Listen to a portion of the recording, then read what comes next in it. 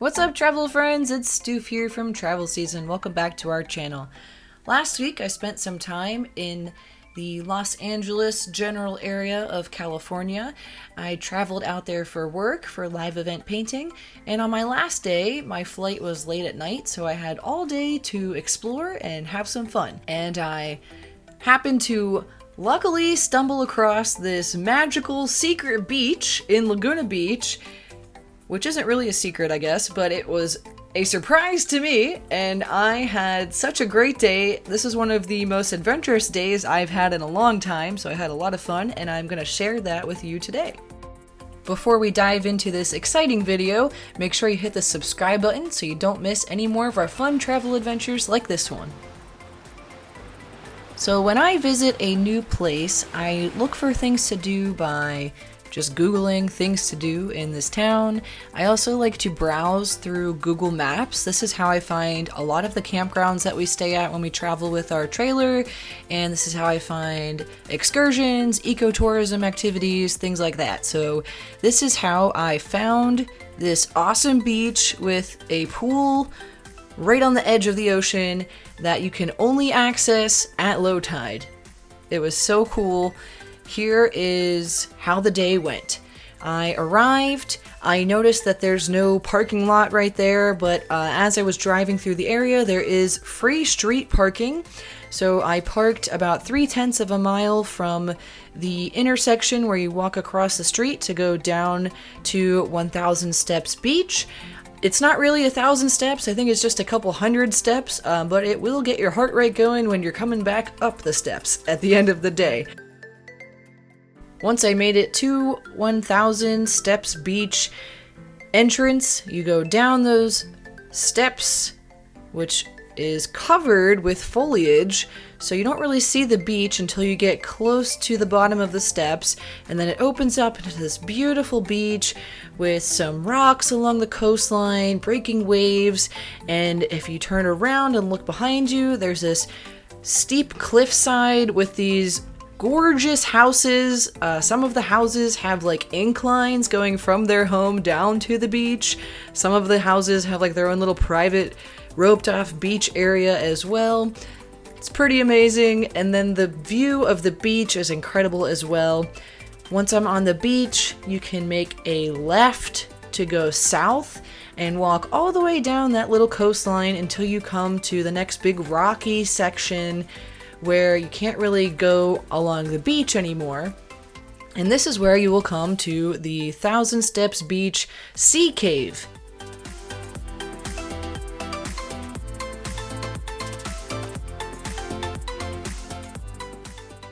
And from here on, you can only access during low tide. If it's high tide, you will not be able to get much farther than the sea cave. So the sea cave is not a huge sea cave, but it's not totally cramped. It's dark in there, but it opens up relatively quickly, so some natural light does filter in. I didn't need like a flashlight or anything during the day to walk through the sea cave. There are anemones in tide pools in the sea cave, so be careful where you're stepping as you're walking through that sea cave. Eventually the sea cave opens up and you can see the breaking, crashing waves right in this little gulf that's right by the sea cave, and you'll continue making your way around the rocky coast. The geology here is amazing. There is just a whole mix of different rocks, so if you're into that, great rocks to look at and walk on as you're going across the rocky coast here. You keep heading south, and you have to still be walking on the rocks, which are kind of sharp in some places. I was doing this barefoot. I only had flip-flops. I wouldn't recommend doing this in flip-flops because you can trip or get your toe caught somewhere.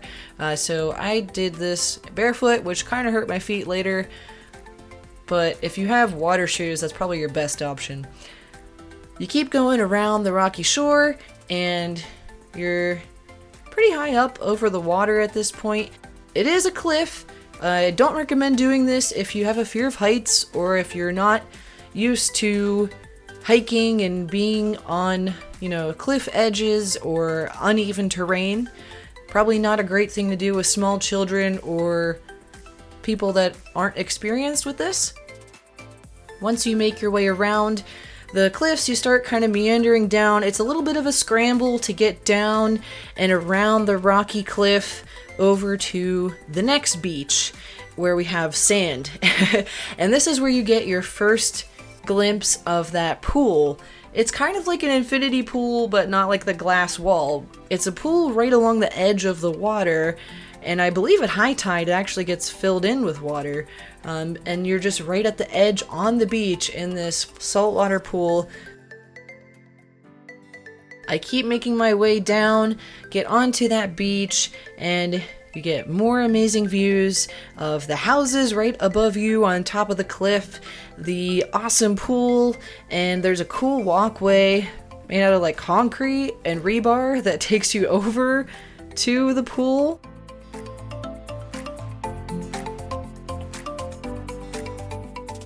I just wanted to go to 1000 Steps Beach, and then I wanted to go to the Sea Cave because those two things were pinned on Google Maps. This pool was not pinned on there, but it was a really awesome surprise once I walked around the cliff after the Sea Cave and saw it there. And there was a lifeguard, and I asked him, like, is this a public pool? And he was like, yeah, I just have to make sure you're leaving this pool area in the next 2 hours because that's when the tide comes in and you won't be able to get back.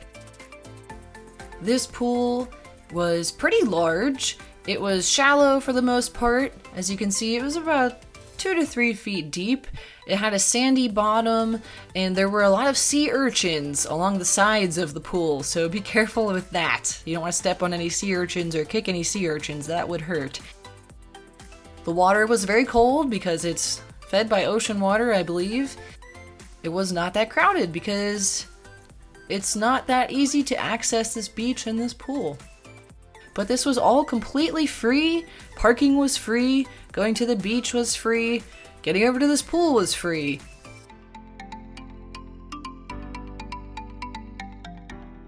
If you keep going a little bit farther past that big pool area along the cliffside, there is like a rocky coast again. You can walk on the rocks, and there is another pool over there.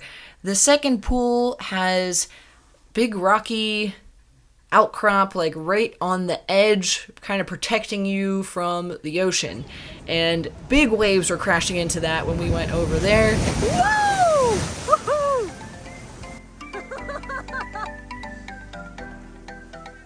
Some other people were hanging out in that pool and getting splashed on like it was a water park. It was hilarious. It was a lot of fun.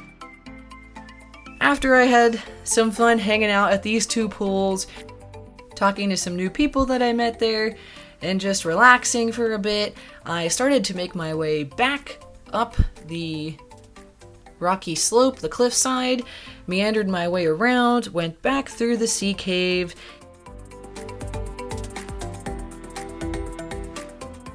After coming back through the sea cave, looking in the tide pools again a little bit, watching the birds on the beach, also saw some surfers practicing their surfing. This one guy wiped out a little bit, but he looked like he was still having fun. He got back up.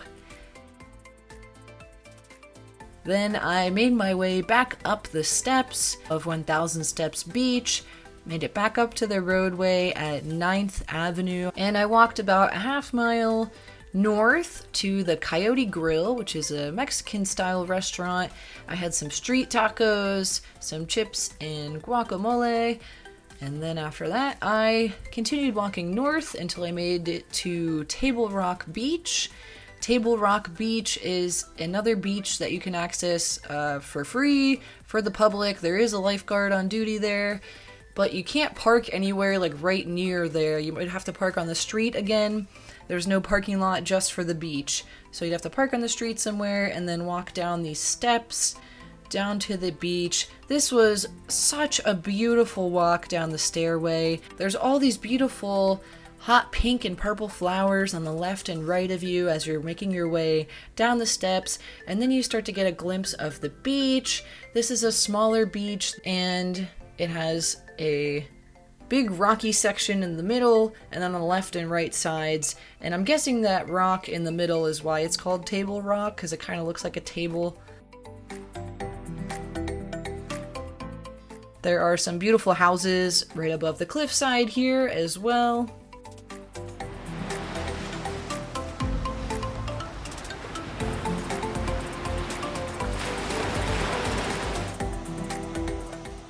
I hung around till just about sunset time, and then I had to get my butt back up the steps, get back to the car, and drive back to the airport in time for my flight home.